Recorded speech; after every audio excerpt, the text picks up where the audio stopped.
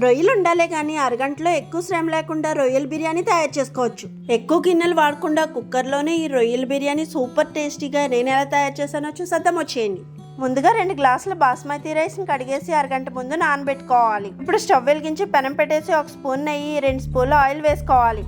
ఉప్పు పసుపు వేసుకున్న 1/2 కిలో రొయ్యలను వేసేసి నీరంతా ఇంకిపోయి ఆయిల్ పైకి వచ్చేంత వరకు ఫ్రై చేసి వేరే ప్లేట్లోకి తీసేసి పక్కన పెట్టేసుకుందాం. ఇప్పుడు అదే కుక్కర్లో 2 స్పూన్లు ఆయిల్ వేసి కొద్దిగా ఉల్లిపాయలు పచ్చిమిర్చి వేసి దోరగా ఫ్రై చేసుకోవాలి. ఇప్పుడు ఇందులో హోల్ బిర్యానీ మసాలాలు వేసుకోవాలి. ఇవి కొద్దిగా ఫ్రై అయిన తర్వాత 1 స్పూన్ అల్లం వెల్లుల్లి పేస్ట్ వేసి పచ్చివాసన పోయేంత వరకు ఫ్రై చేసుకోవాలి.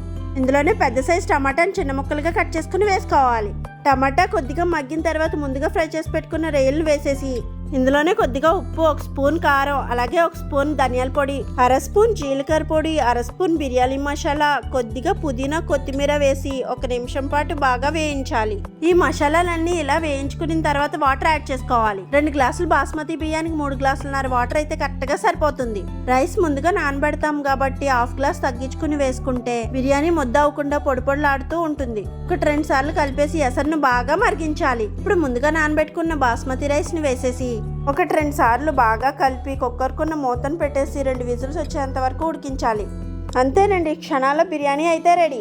ఈ రొయ్యల బిర్యానీ తక్కువ టైంలో చేసుకోవచ్చు, అలాగే సూపర్ టేస్టీగా ఉంటుంది. వీడియో నచ్చినట్లయితే లైక్ చేసి మన ఛానల్ని ఫాలో చేసేయండి. Thank you for watching.